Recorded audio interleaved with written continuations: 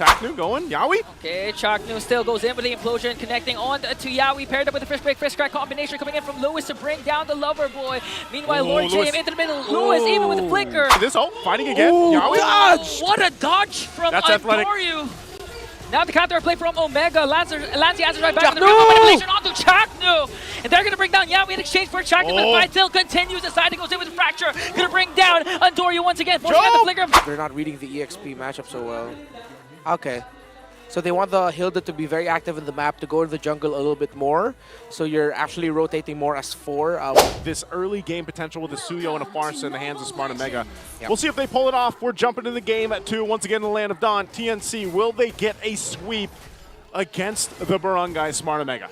Yeah, if Omega wants to get that early snowball that Naisu is looking for, they have to make sure that they don't have a repeat of their first engage against Team Falcons Philippines in game number 1 last week, wherein they overly committed because they knew they could get the snowball, and they just missed the execution.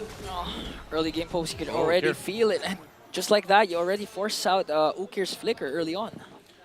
That early on with the flicker is going to be tough because I was... You know, again, he could just wait till he's level 4, and if you're Farsa, you got wings by wings. That's kind of safety and net enough. But ultimately, with how this is going to go, like I said, for Jome, he's got his signature Moskov. I want to say it's signature because that's where we saw some of his best performances last season. And I hope that he can pop off. But this is Kozin on the Harith, and the Harith has been phenomenal already, even back before we started MPL. I mean, even last week we saw quite of a good thing for the side of Omega, wherein there was a good outplay coming in from Jome, where he used up the Spear of Destruction up against 2 members of Team Falcons. If he continues to pull off outplays like that, I'm not going to wonder why this could go to a Game 3. Oh, Yawi goes in, just checks things out. And even with this, they do have Zyda at level 4. It's going to be spotted out. Little check with the Queller there. The Turtle will be up here shortly. So once they kind of get things situated, again, you're playing around once you have level 4s available, once you have that timer available to you. If Omega, what we're looking for is snowball from them, they might find the start of it. Oh, good use of the Sacred Hammer plus the Evil Queller plus the Surge to make sure that Yawi has to use the Flicker. So no Flicker available for the Roamer of TNC for this first Turtle fight. Yeah, but you can see this, right? Okir just nearly level 4, so he'll have it. Both gold laners doing their thing. This is going to be a close one for the first Turtle anyway, as both teams went for the reset. They've got their level 4s now. Yawi doesn't, though, because he had to go back. So he might just clear that mid lane, get it, and then they are going to start this up. Half health for now. Who's he going to go for?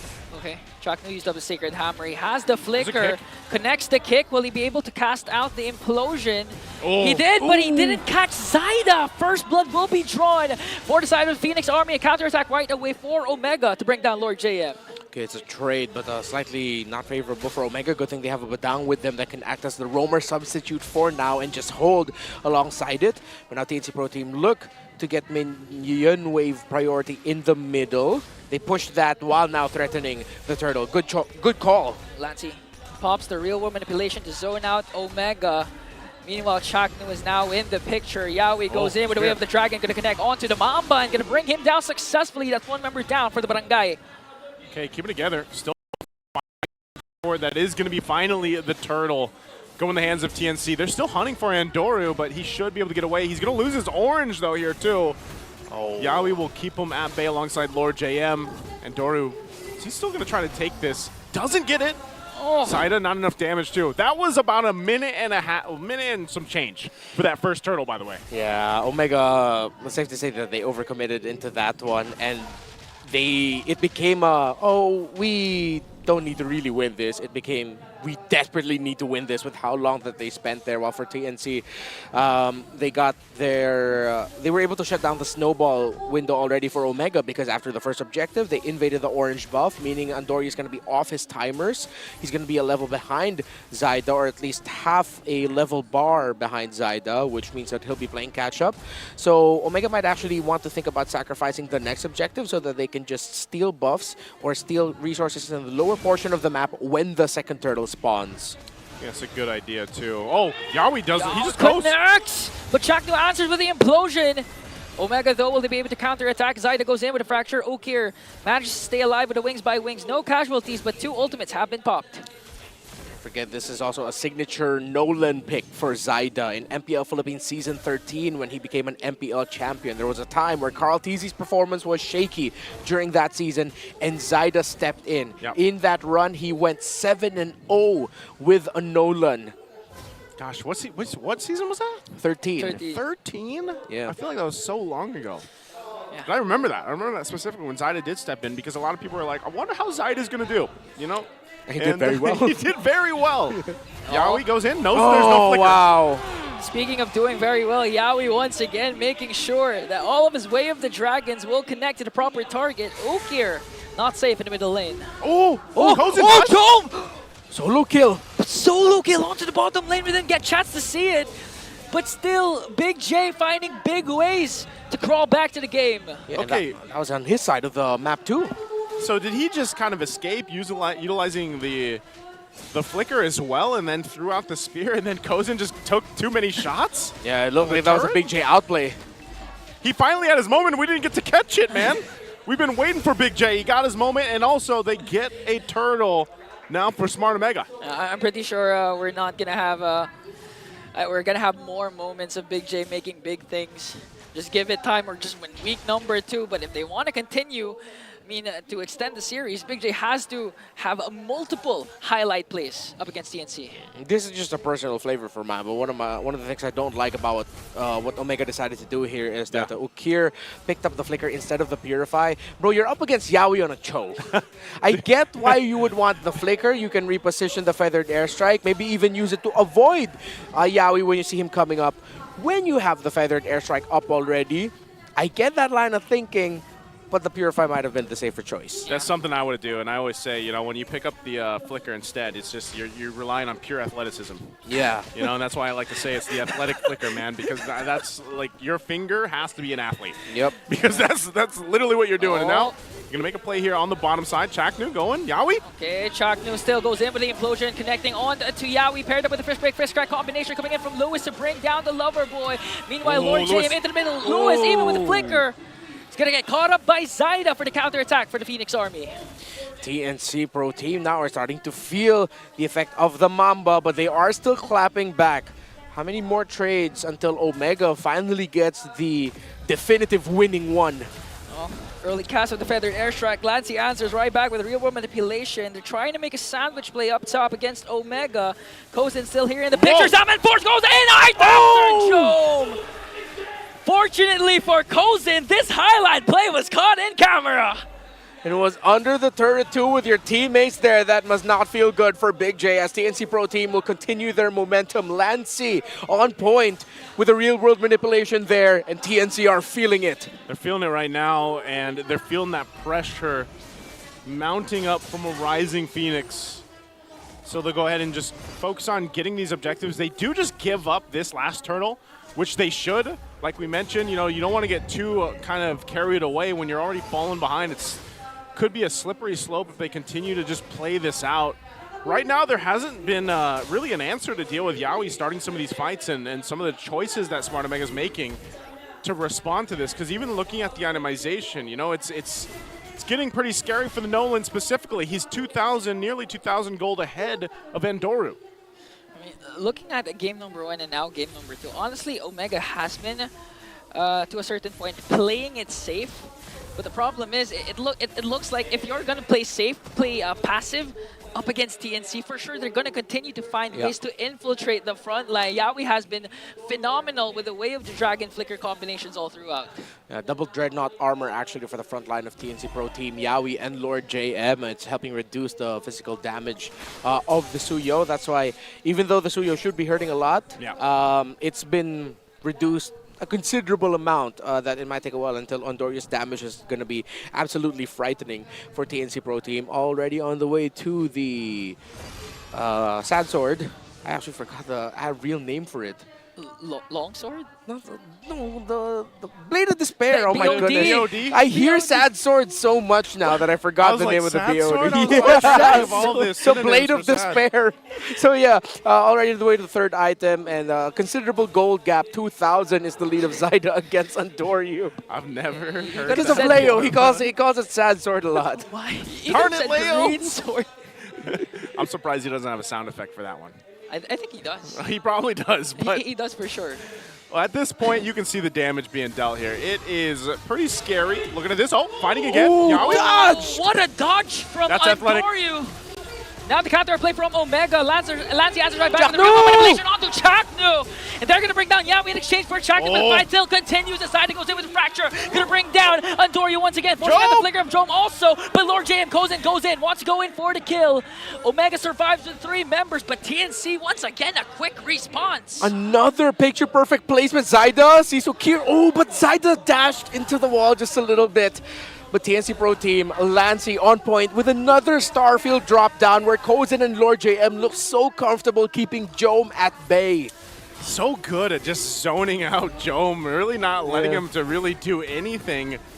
Whether he's playing the Granger, whether he's on the Moskov, it just seems like he's not really able to be activated other than that 1v1 fight he had earlier on with Kozin. So this is, again, a swing in favor of TNC even further now that they've gotten themselves the Lord. Chaknu, though. They're going to commit the implosion onto Lord JM, but the damage, will it be enough, though, as Yawi goes in, plus flicker in. Ukir cast his feathered airstrike to zone out the members of TNC. Now it's 1 attempt wasted for the side of Omega. Lord JM was just too tanky, and TNC's quick response, quick counterattack was just too much to handle for the Barangay.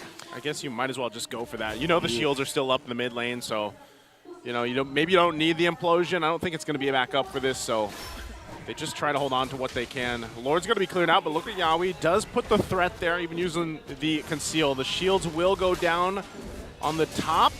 They're still here on the mid, though, so it's actually held in. They keep it together. Oh.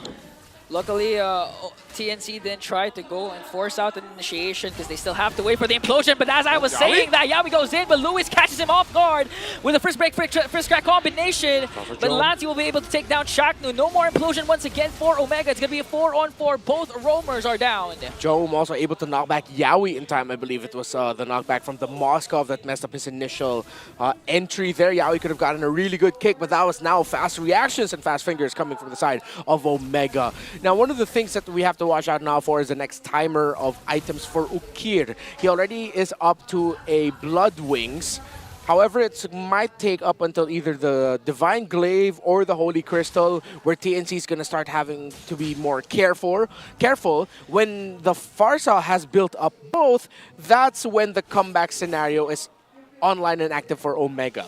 But he's not going to be going for the Holy Crystal. I believe he wants to build the Genius Wand next, and then we'll see if he'll decide between the Crystal or the Divine Glaive. Either of those 2 items, once it's locked in, it's going to be go time for Omega to just completely turn it around. I mean, aside from the items that Ukir has, again, since he did go for the Athletic Flicker, yeah, he's going to have a hard time trying to execute those feathered airstrike because for sure Yawi and Lord JM sets their eyes every single time at Ukir whenever initiation is about to happen.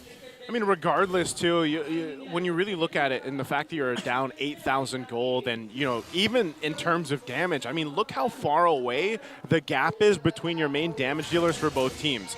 You need so much time for Smart Omega to actually get to that point where they're able to go ahead and have those maybe winning fights, because even so, I feel like some of the times with the implosions from Chaknu, a lot of times he's going to catch Lord JM because Lord JM is going to be that front guy on this hill there. He's going to be the one to go ahead and scout things out. So for Chaknu, it's almost like, okay, if I have to take Lord JM, or at least maybe it's Yawi, then I hope we have enough damage to get a kill, because so far they haven't, because they're just lacking in terms of itemization. And that's just the facts when it comes to being down 8,000 gold. Look at Lord JM. He knows they're there, but he's confident enough that he's tanky enough that he can just do that right now. He actually wants Chaknu to cast a big ultimate, but Yawi casts the Wave of the Dragon first. Chaknu forced to use the flicker as Ukir cast the Feather Airstrike to zone out TNC. Andoryu just trying to provide vision for Omega. Will they be able to take away the Lord? Jome just working on the top lane, trying to create the split push action for the Barangay. One more fracture here, just used up by Zyda, but look at the zone by Lord JM! Oh, they might be able to burst down Andoryu right away as Andoryu has to walk away. Here comes Chaknu. He does, however, have the conceal plus the implosion. They can actually make and go for initiation as Jome just trying to continue the push up top. Okay, that's about as good as it could get for Smart Omega. Yeah. Get that turret down, good push from Jome. Yeah, TNC Pro Team now will be able to march in with the Lord, and Ukir, I believe, does not have his 4th main item yet. He just built up the Genius Wand.